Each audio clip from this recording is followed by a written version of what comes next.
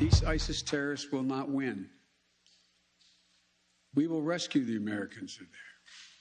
We will get our Afghan allies out, and our mission will go on. America will not be intimidated. Good evening, black people and all allies fighting for black liberation, black prosperity, and black joy. I'm Charles Blowett. Welcome to Prime. President Biden has vowed to hunt down ISIS-K. The group reportedly claimed responsibility after two suicide bombers and gunmen launched an attack near a gate at the Kabul airport earlier today. According to Afghan and U.S. officials, the attack left at least 60 Afghans and 13 U.S. service members dead. More than 140 other people sustained injuries. U.S. officials had been warned over the past week that an attack at the airport was imminent. The deaths of U.S. service members has turned the Afghan evacuation into President Biden's worst nightmare and a political disaster. With the clock ticking on Biden's August 31st deadline to complete the Afghan withdrawal, it is now unclear how today's attack will impact the rest of the evacuation. Biden's hardline stance on U.S. troops staying in Afghanistan until every American and Afghan SIV applicant had been evacuated puts him directly in conflict with the Taliban. The group's leaders said that they reject any U.S. presence or evacuation efforts beyond the August 31st deadline. Today, President Biden finally acknowledged, at least publicly, that there is no guarantee that the U.S. will be able to get everyone out of Afghanistan. We're going to continue to try to get you out. It matters. Getting every single person out can't be guaranteed by anybody. Biden has faced criticism for his handling of the Afghan evacuation from foreign allies and lawmakers on Capitol Hill. Representative Michael McCaul, who serves as the ranking member of the House Foreign Affairs Committee, had this to say about the evacuation.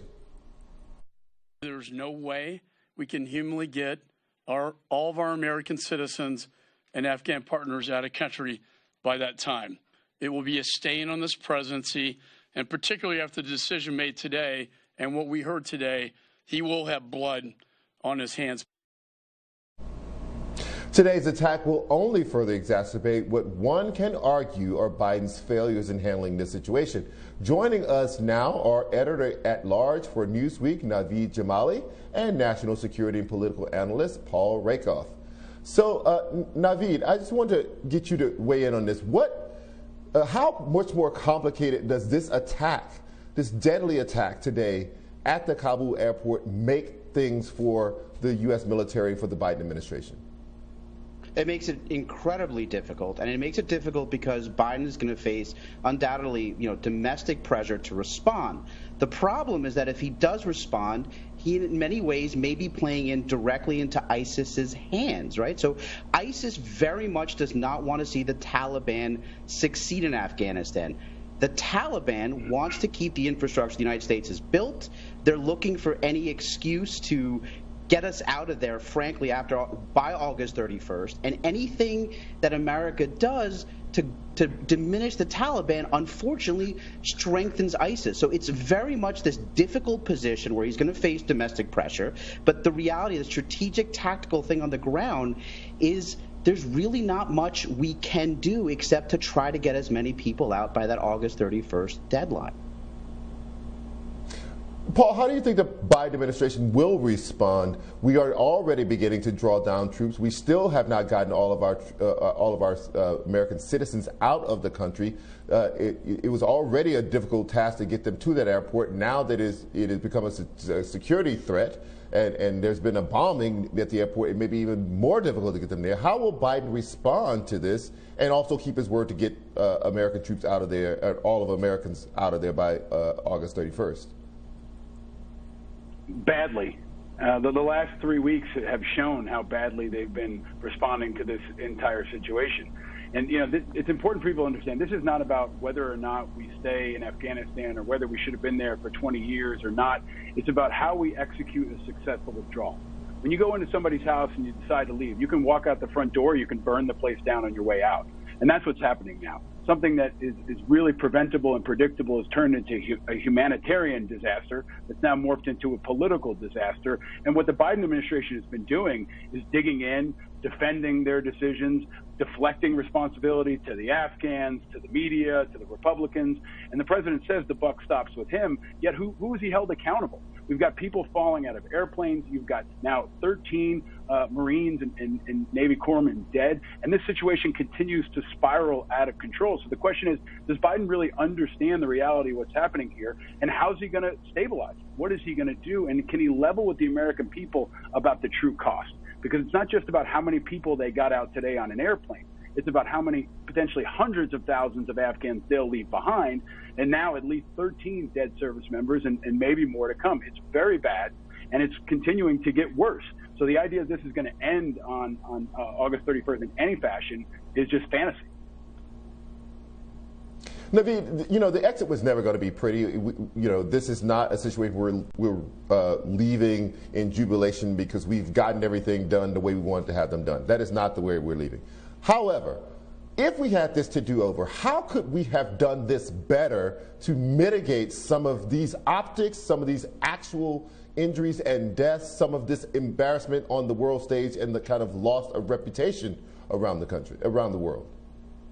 Well, I think the first thing, insofar as Afghanistan, there's one major point, which is the SIV program has been, started in 2009. We had 18 to 20,000 applicants waiting before the Ghani government even collapsed. So we started in a deficit. That's one thing. We absolutely, and I think it's criminal that we weren't processing people faster. But the reality, Charles, is this, is that I don't think that this was going to end in any other way. Look, the reality is the Ghani government was never really a government of Afghanistan. The concept of a federal government in Afghanistan just never worked. It's not, Afghanistan is a kingdom. It's a bunch of tribes that are working together at best.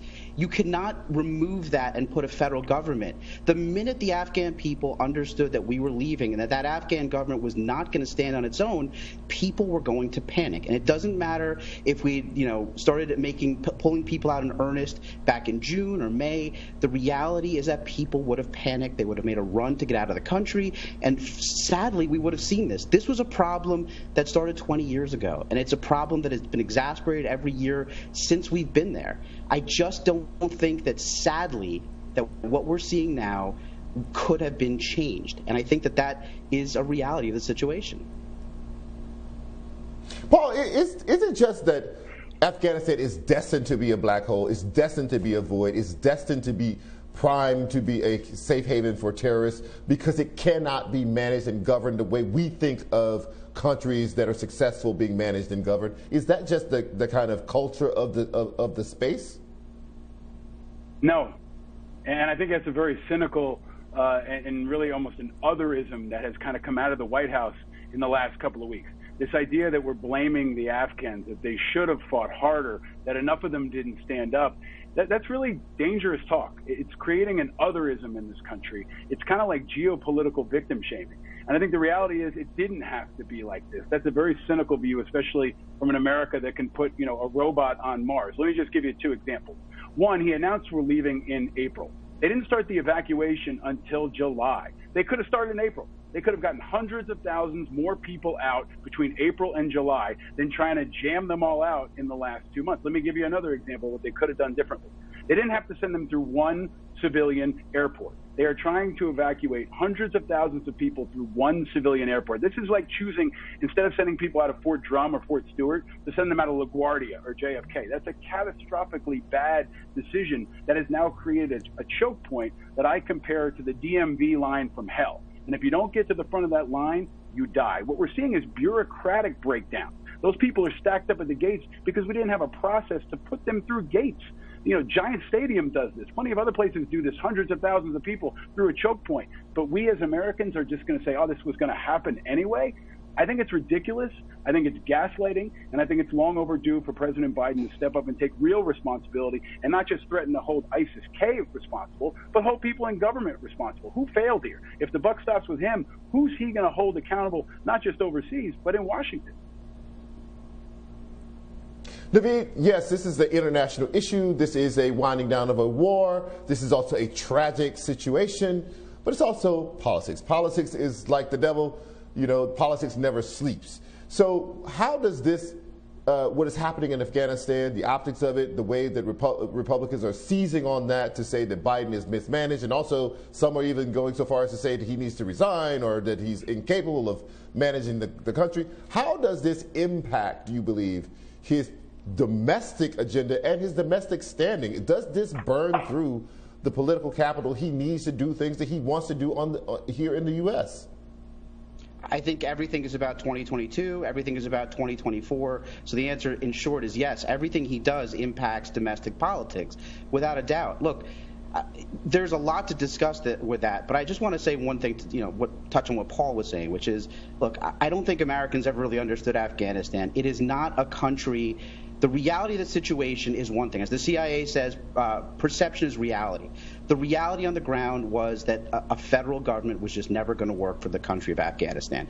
What Joe Biden did was brave in the sense that, he very well may have risked a tremendous amount of political domestic capital making this decision. The war wasn't lost. It just ended. We ended the war. We weren't defeated. We didn't surrender. We just decided we'd had enough and we're going to stop. That takes a tremendous amount of courage. The reality is, you're right, Charles, is that it will have unbelievable impacts potentially on down-ballot races. It may have a potential impact on the president himself in re-election.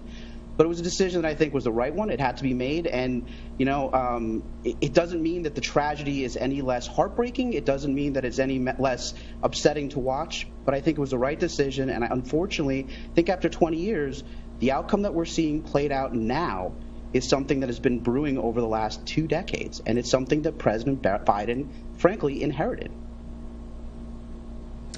Naveed Jamali and Paul Rakoff, thank you, gentlemen, both for joining me tonight. I really appreciate it. Some governors are putting their own citizens' lives at risk to make their bids for the White House. That story is next. You're watching Prime on BNC.